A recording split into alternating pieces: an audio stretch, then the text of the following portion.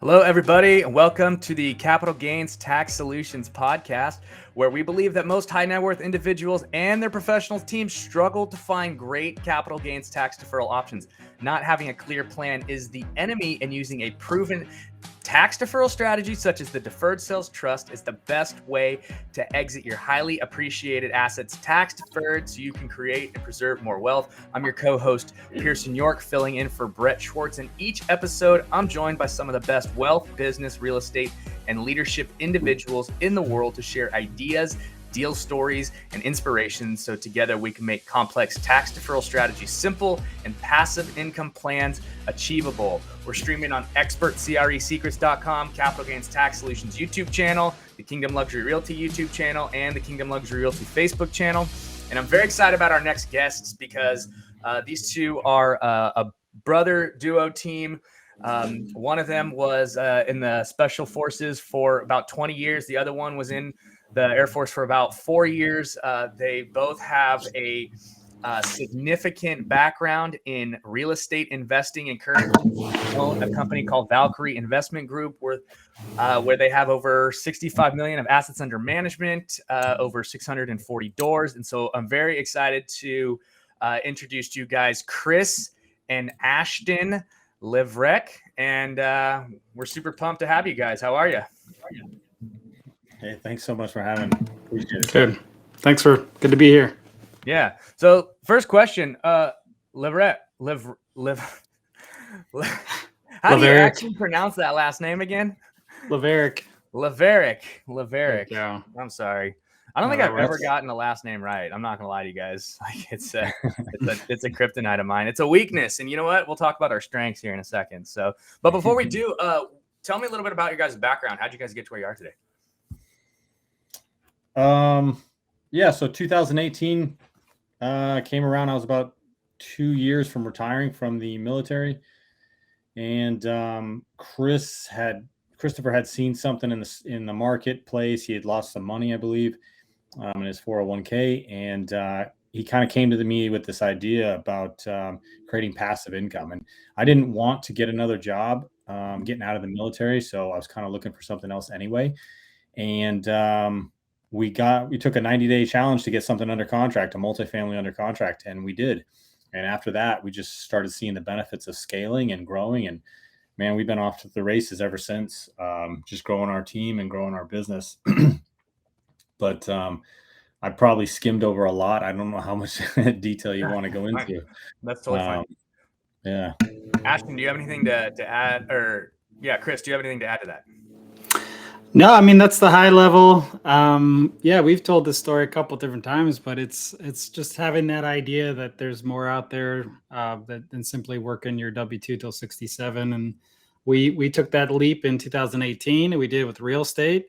It's been really cool. It built into a business. Originally, it was just an idea to create some extra income and leave our jobs eventually. And now we're, running this as a full-time business with a lot of partners, a lot of friends, a lot of family.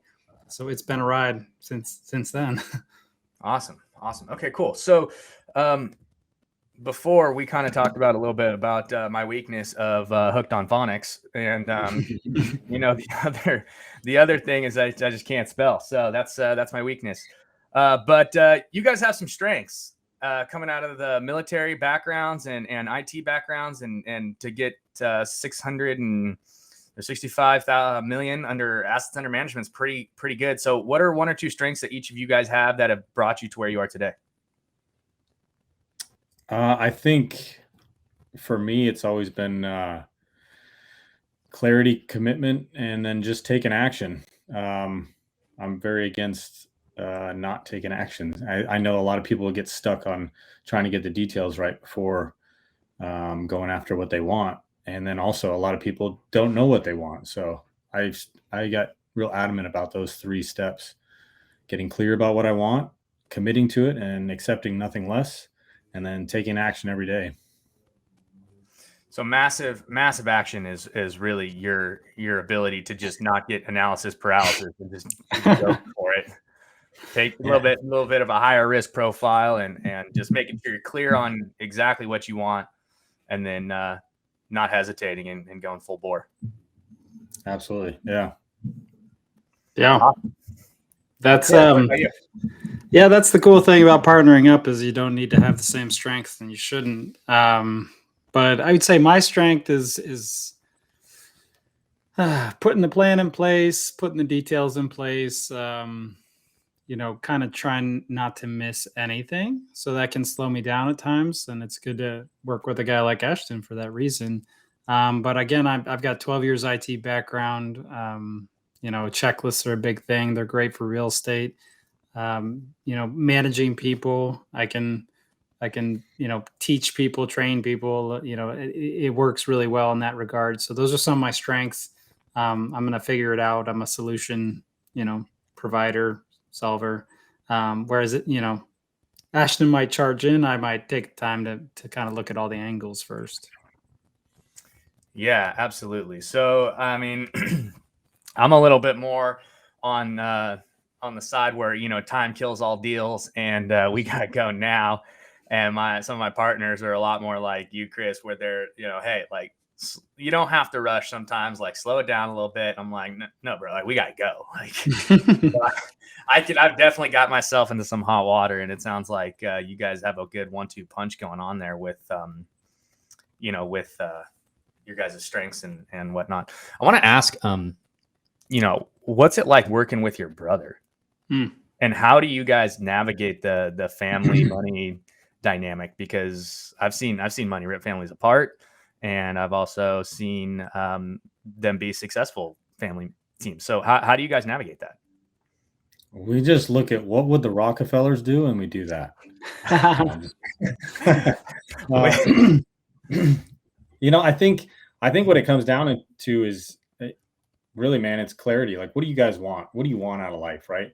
If you want to be successful, then you're going to make concessions to be successful, right? But if you want to feel a certain way, to be complimented, to be respected in every aspect, to be in charge, to like, you're going to find that, but it's not going to be with your family successfully, right? Like everybody has to be on board, go in the same direction. And I think that's what happened when Chris and I, started working together. Christopher made a really good point of, let's get everything in writing and let's get clear about, and he's always been like that. Let's get it clear about what we want to do and who's in charge of what. And because at the beginning it was a mess. Looking back, we've come a long way, but we were doing everything. He was making offers, then I was making offers, then I was underwriting, and he's underwriting. We were talking to multiple brokers, multiple lenders. It was a lot of wasted time, So defining those roles, like having somebody like Christopher on the team allows he can look at it like, we need accountability, we need this, and putting the systems in place, the checklists and stuff. But having that general direction, like, we're headed this direction. Now, what do we need to get to that direction? So that's how it started. And if I remember correctly, both our wives were like, nope, I'm never going to get involved in that. And now they work for the business. Oh man, that's a whole nother dynamic. Complicated. Man, we made it more complex. We didn't just do brothers. We did wives as well. So but I agree with Ashton. I really like the first thing you started out with, because we do get frustrated. There'll be days where I'm just like, there's no way this guy's doing this. I can't talk to him today, and hopefully everybody at the end of the day keeps that big goal in mind, that big vision, or at least comes back to it repeatedly, in the morning when you're journaling, or you have something that reignites that goal repeatedly. And if you're doing that, hopefully that helps you not get bogged down by these kind of emotional, I guess, where you feel slighted because your brother who loves you is telling you something that you don't want to hear. and it's hard to do that. It really is. You gotta be like, well, let me put aside the emotional piece and let me think like a business person right now. Let me think like a partner. And let me think like, my role. Well, maybe this has a little bit of validity. Maybe we can change how we go about it, but maybe it has some truth here. And I'm just letting my kind of relationship get in the way. And that's hard to do. We've gotten Yeah. much better at it. But it's still very hard. It's a daily thing that you work through, and you keep that big picture in mind. I think that big goal, or those 90-day goals that you made, and you're checking it every morning, and that hopefully keeps that drive alive. And it's not something to get offended about or something to be hurt about, because it's just business. Yeah. So it's putting aside the ego when your bro calls you out on some crap that you either did or didn't do, right? It goes both ways. Yeah, it definitely does. I couldn't agree with you more.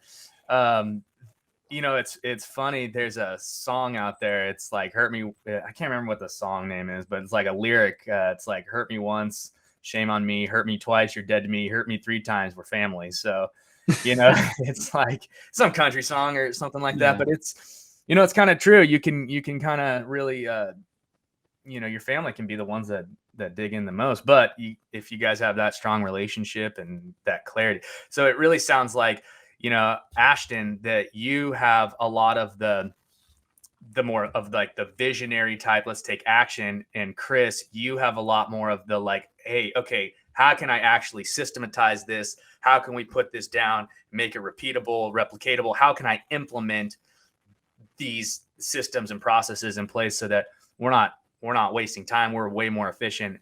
And I think that's a super important, dynamic in a business. There's a book called Rocket Fuel by Gino Wickman. It talks about this exact thing. It's the visionary and the implementer. And if you guys don't have that, your business is going to struggle. Like right now, I'm still trying to find the implementer to like really come in and like, hey, I need good luck. They're hard to find. Thank you. Because they're the ones that make a lot of it happen. Most of it, right? Like, and they're hard to find because they don't go out there and talk about themselves. Yeah. This is a good, I think this is a great topic to bring up, because that is one of the things that we have gotten really good at, is partnering and hiring the right people. But we had to get very clear about it in our own business, right? Why are we going to work together? Why are we a good match? And Traction and Rocket Fuel, those were both very implemental, and both very influential in our current business. In fact, we use it for everyday meetings, for everything. We follow their whole protocol. And so it's good to have that structure. But then the other thing we used was profile, personality tests. We used the DISC profile. Yeah, because, I mean, at first I thought my brother was just like me, and we're exactly opposites. Surprise.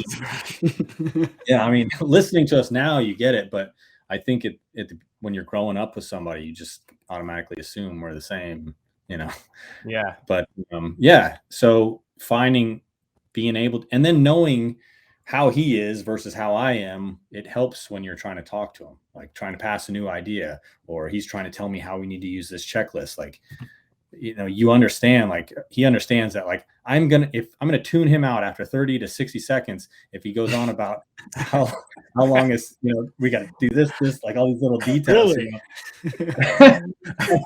But on the flip side, and him and both our wives get frustrated, I bring these big ideas and I'm like, we got to do this, and this. And they're like, hold on, and then I get frustrated. So there's a give and take. And but knowing other people's personality, I think is crucial to actually working with them effectively. And I will say, whether this carries weight or not, when I was going through selection, we actually used the DISC profile when we were putting people together, picking who is going to make it through to go on to the, special teams in the military. So, yeah, absolutely. I use it right now before I even hire somebody or even look at their resume. I'll send them a message on Indeed or whatever, and I'm like, go find a personality test and take it. And I'll specifically not give them super like specific instructions, because I want to see if they can solve the problem.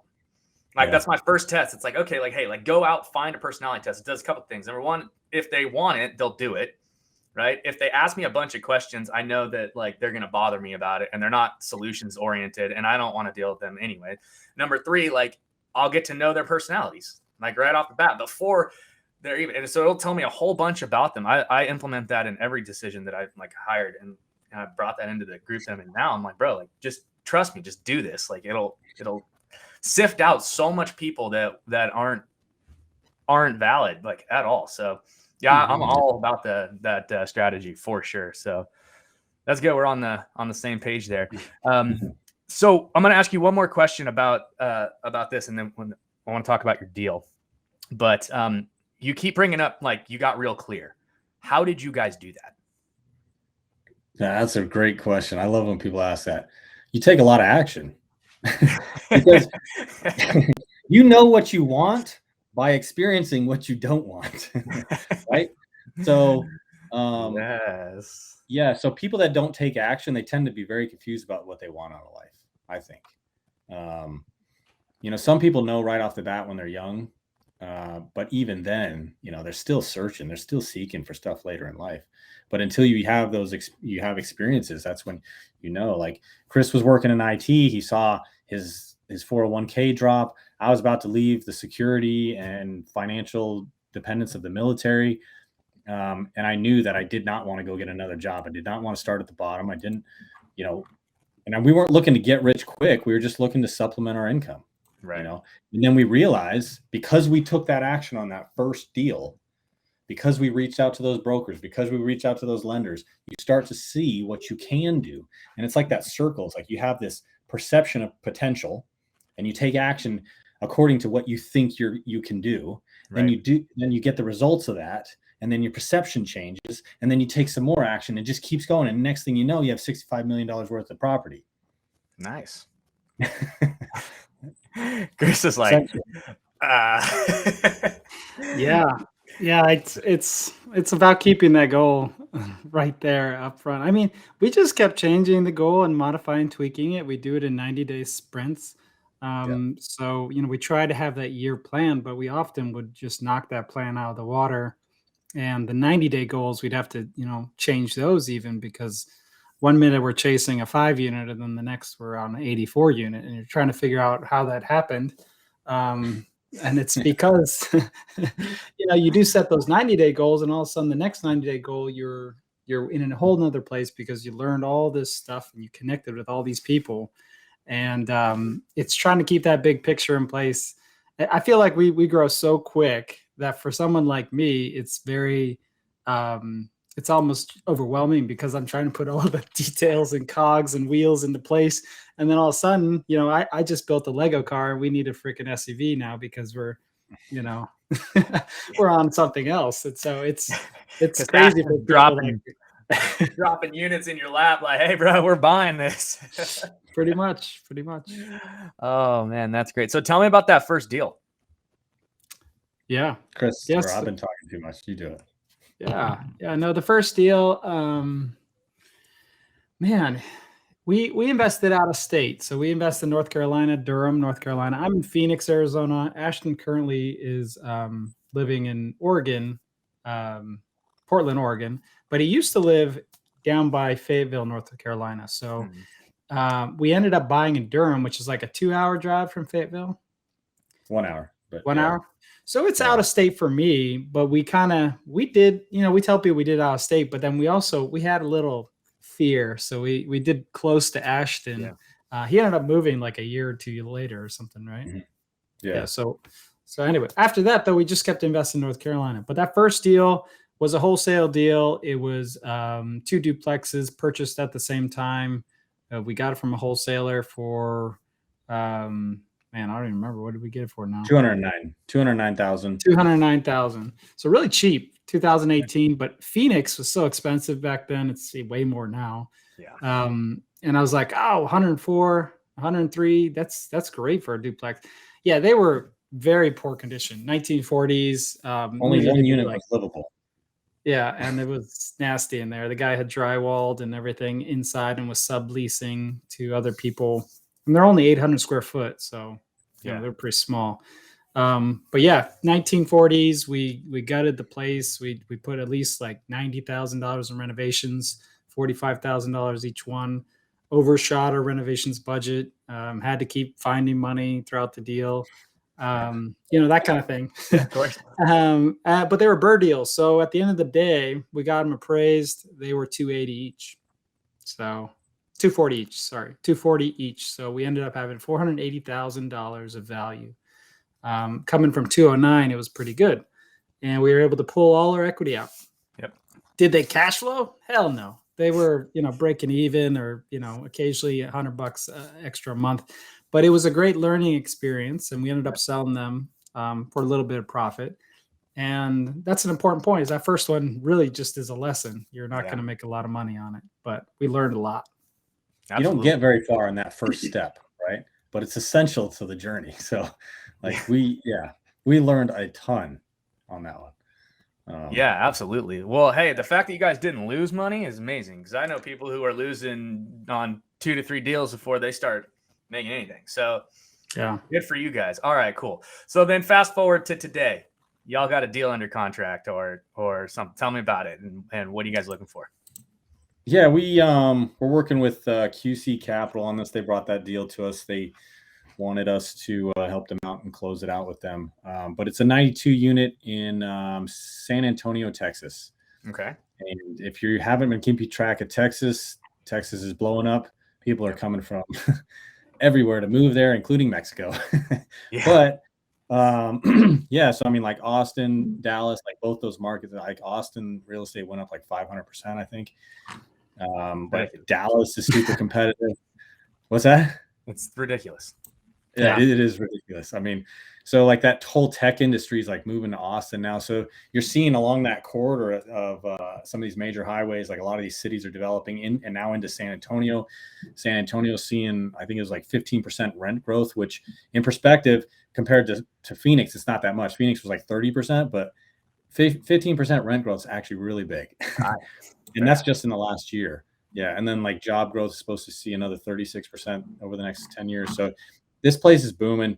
We're really excited to be in there. We already have a property in Dallas, but Dallas has just been so competitive. So San Antonio I think it's a win for us personally. But yeah, it's a really nice property. It's a B+, I think, at this time. Mm-hmm. Not much value add to get to where we want it to cash flow at. So to be able to raise the rents and add, more income and decrease the expense, it's not much that we have to do. So it's kind of really cool in that sense. But that's kind of what happens when you invest in those kind of markets, right? Right. The appreciation happens so fast that there isn't much value add that you have to do. On flip side, when we invested in Durham, there was 90,000. So what is that per unit? Like we're probably spending like 2,500 per unit on this one. Right. Dallas is like, almost 20,000 per unit. So, or Durham, but yeah. Gotcha. Okay. So 92, are you guys looking to syndicate it? Are you looking for money? Tell me about what you're. Yes. Yeah. So that's kind of what we do. We syndicate apartment complexes. We are looking at mobile home parks and self-storage as well, but currently we only do multifamily. So that's what this one is. We are syndicating it. It is accredited investors only.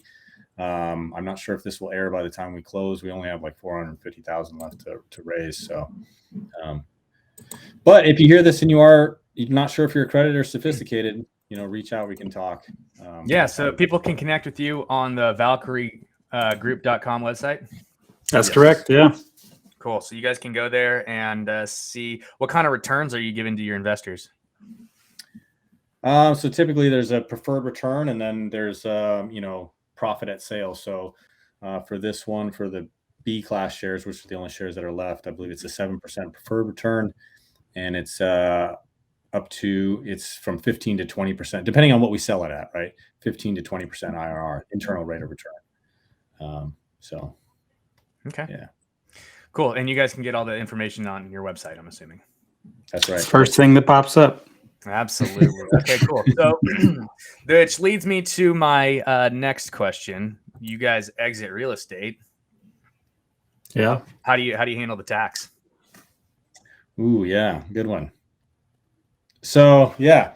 Well, the nice thing about investing in multifamily syndications is, and this may be going away, so there's new problems going to be coming next year, right? But is that you can. There's a lot of bonus depreciation, and you can realize that all in the first year and write a lot of that off. So we've looked at 1031 exchange. We looked at deferred sales trust. We even looked at I can't even think of the other one, 1081. I can't remember, but there's another one too. But My concern with those, and Chris, please jump in. My concern with those is a lot of them, you're deferring that tax into a higher tax bracket when our sweet president, ups the taxes on capital gain. Well, I don't. Sleepy Joe. I usually call him Sleepy Joe, but Sleepy. but yeah, I mean, so that's what's going on, right? The taxes are supposed to be raised. So like if you go into a 1031 exchange, you're deferring those taxes into a new tax bracket because eventually you'll pay them unless you just keep kicking that can down the road until you die. Right. So that's kind of, we've talked this over a while, several times. So, when we do exit, we've only exited one property to date. We have a couple under contract that were being sold right now. Mm-hmm. But yeah, those are good problems to have. But our plan for that was actually more to capitalize on the bonus depreciation of new syndications to be able to write off a lot of that. Yeah, we typically do that 1031 light type of deal where you sell one, you buy one, you sell one, you buy one. Of course. A lot of people, in our personal tax, we have obviously either one of us, our spouse or us, is a real estate professional. So we write off a lot of that personally as tax, depreciation for our personal tax returns. For the company, it's the same thing. We're buying and selling, and we kind of tell that to our investor crowd as well, because there are a lot of solutions out there. Some of them are more complex to set up than others. I mean, you guys are experts in this field, and you have a really cool solution for big, high net worth people who are looking to transfer, to not have to have that tax burden. But typically, there's a threshold to that solution. So I find the easiest solution, typically for most, whether you're a real estate professional or not, is to have a taxable loss that equals the amount due in your taxable gain, whatever that is. And if you can do that, and it's the same type of income, so there's always these ifs, then it makes it pretty simple for the more investor base that we target, which is the working professional. They're making over $150,000 and they're investing $25,000 in a syndication. We're helping that kind of person. But there are a lot of solutions out there, and you guys have a great option too, right? With the Deferred Sales Trust. I've talked with Brett a couple of times about it and listened to this podcast. It's a great solution. Yeah, absolutely. I mean, I can't tell you how many syndicators I've talked to that have turned down 1031 money. Are you guys turning down 1031 money because it's just too much paperwork and not cost effective for you guys at that point? I mean, we have. From us, somebody buying people from want us. to go like, okay, I saw a property, right? I got $30,000 in 1031 money, and I want to put in your deal, and you guys are just like, no. we have, we're exploring the option of creating the entity to start where you have the shares that are classed that are allowed to do that. We haven't done that in the past, right? We have turned away 1031 money because it's typically hard in a syndication unless you engineer it from the start to do that. Right. And there's a reason, of course, because like-kind exchange and all that stuff. But there's a lot of syndicators who have figured that out, and our partners QC Capital are one of them. So we're benefiting from partnering with them on that. But yeah. Cool. So what's your guys' biggest frustration with the capital gains tax then?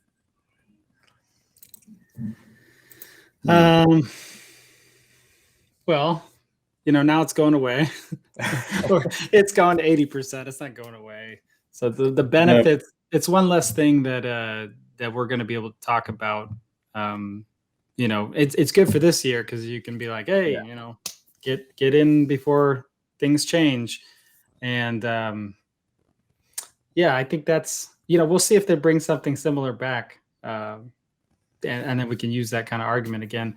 But for us, we're not tax experts, so we look to podcasts like this one, but also our CPAs to kind of what can we say or what can't we say. But it definitely be that for us raising capital will be a little different now that the tax benefits are going to change with this kind of advantage. That was always, I don't know, if not the number one or number two reason people invest in syndications was since we've been doing this, and timing is everything. But the bonus depreciation has been a very big attractor for people coming in, not just deferring, but also being able to, I'm invested in a business, or I have all these gains somewhere else and it's passive.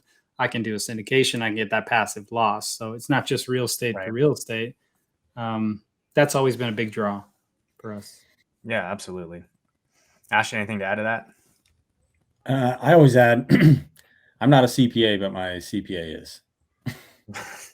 Talk to your CPA. Talk to your CPA to find out what is best for your financial goals, right? Because there are a lot of options out there, and I have heard, not all CPAs are created equally. So, there are real estate professional CPAs, like they know a lot of the ins and outs. So if you're going to be investing in real estate, find somebody that knows some of these benefits of investing in real estate and how to capitalize on them.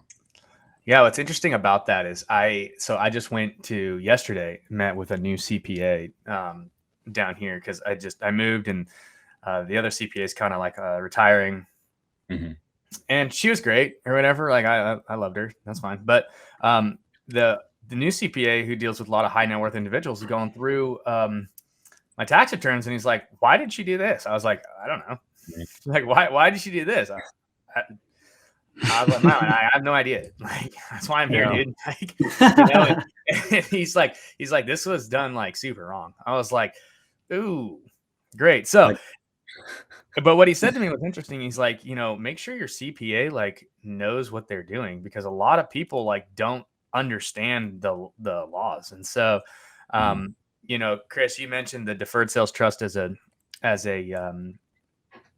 solution, and we at Capital Gains Tax Solutions are not opposed to 1031s. We love 1031s if they make sense. Our issue with them right now is just that we think that it's too hard to find good deals that make sense. And when you are, kind of your back's against the wall and you're constricted by these really tight timelines, and you have to go back into real estate and you can't find a deal that makes sense, and you have to do it in 45 days or 180 days to close, you're selling high and you're buying higher, and you might make a really poor investment decision because you don't want to pay the tax, right? You come across a unit that's an extreme value add in San Antonio, like this 92 unit that you guys are picking up, right? And you can 1031 into it, like phenomenal, like do it for sure. But for those who, don't, the Deferred Sales Trust is definitely a great solution because it gives you that time freedom and that flexibility. And you guys can learn more about the Deferred Sales Trust by going to capitalgainstaxsolutions.com. We also have a mastermind every Friday at 1 p.m. Eastern, 10 a.m. Pacific Standard Time.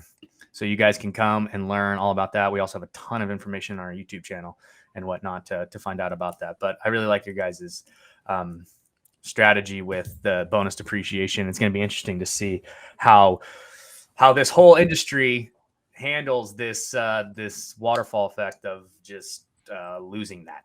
So my guess is they add something else. So maybe. Well, we're so behind in supply, and government is not going to create housing, so they have to add something to incentivize people to invest in real estate. Yeah, and you would think. You'd think. California out here, there's a bill that's trying to be passed, AB 1771, that's trying to tax flippers an additional 25%. I heard about that. Oh my goodness. Ridiculous. On top of the fact we're already paying 13.7% or something like that for California tax, and then Obamacare and whatnot. And wow. Well, let me ask you this. If they were to qualify as a real estate professional, would they be able to write it off as active income and not get hit as hard? It's for anybody. The bill as it currently stands now. That's currently stands. It's not all the way through yet, so who knows what's going to happen. But as it currently stands, it's anyone who sells a house within 3 years. Holy wow, that's ridiculous. It's dumb. It takes away the 121 exclusion completely, because that's a 2-year thing. So you have to have 2 years, then you have to have an additional year on top of that, for the the new flipper tax that they want to implement. My point to all of this is that you would think that the government is good to go, but I saw a video of Sleepy Joe literally like wandering around like without anyone to talk to, and I was just like, oh man, like we're so in trouble. So who knows what's going to happen? Hopefully we don't do political, but I think California has been doing a lot of things that have, questionable. Oh, for sure. Like, not to get political, but yeah, no, there's some really stupid things that are going on. They make zero sense. I'm not a very, extreme on either side. I just like things that make sense, right? If something doesn't make sense to me, I'm like, dude, I'm not doing that. It's stupid. Like, it's such a shame. So it is such a beautiful state too. It is. It's amazing. Like, the beach and everything, and it's just it's full of just amazing, like, God's fingerprints are all over this place, and we're just literally coming in and just screwing it up, man. It's ridiculous. So, but anyway, so yeah, good thing. All right, I know we're kind of coming up on our time here, so I want to get you guys into the lightning round, and then I want to be respectful and get you off here because I know y'all are busy. Because Christopher's got a lot of work to do because of Ashton's grandiose idea. So, you know it so well. So, what's your guys' favorite leadership quote? Ashton, okay. Yeah, favorite leadership quote, General Patton. He said, don't tell people how to do it. Tell them what to do and be surprised by the results. Nice. I like that. Yeah. All right. Chris, I'll shoot it over to you. I don't really have one. I don't memorize them. Ashton's really all right. We're pivoting then. What's your favorite book? Favorite book. So like a business book, I think I like let's see. Raising Capital for Real Estate by Hunter Thompson. I thought was an awesome one. I'm a details guy. Yeah, I like. Nice. It's got a full plan. If you want to raise capital, I mean, just read that book. It's great. Interesting. Okay, cool. What are you guys most curious about right now? Most curious about. That's a good question. I've been curious about. So this concept that what got us here is not going to get us to where we want to go. So who do I have to become to get where I want to be? Good one. Right. So, and then as a leader, how do Christopher and I become those people and help our team become who they need to be? Because we're talking about our wives. We're talking about our wives' friends. We also hired Jamie's friend, which is Christopher's wife's friend. You guys are deep. Yeah. She's awesome. But you know what it is? There's a great book called The Vision Driven Leader. Yeah. And I think that's what it is. When you have a vision and you're very passionate about where you're going, people jump on board and they're like, man, this is really cool what you guys are doing. And that's what our wives did. That's what Jamie's friend did. That's what, the VAs that are with us now. We make it a point of having fun, and we're having our, I don't know if it's considered our first or second team retreat. We closed on a luxury Airbnb like a month ago, and we're all meeting there after it's being set up right now. Once it gets set up, we're going to all meet there. We're having all of our employees minus one who lives in the Philippines, but we're having all of them up, and we're going to, have a retreat for the whole team. And that's what it's about. People want to be part of something that's going somewhere, doing great things, Lightning round. What? It's a lightning round. Right. No, sorry. That's awesome. That's awesome. It's great. Where's your Airbnb? Sedona, Arizona. Oh, jinx. All right, cool. Yeah. I'll let you guys figure out the soda. Maybe a beer, but cool. All right. Well, guys, thank you so much for coming on. I really appreciate it. If you guys are interested in investing in their deal, you guys can find it over at the valkyriegroup.com. You can connect with them there. Chris and Ashton, thank you guys so much for your time. Really appreciate it. And always, guys, you guys can find out about the Deferred Sales Trust or any other capital gains tax solutions by going to our website at capitalgainstaxsolutions.com. Come to our mastermind every Friday at 10 a.m. Pacific. 1 p.m. Eastern. You can find all that information on our website. Check out our YouTube channel. Rate, review, subscribe. Guys, any parting words? Thanks for having us. It's been fun. Yeah.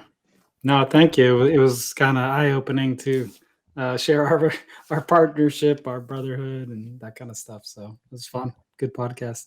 Yeah, no, I appreciate your insight, and thanks again for all your wisdom. And guys, definitely go check out their 92 units. If not this deal, there sure will be another one. I'm pretty confident in that. So Already lined up.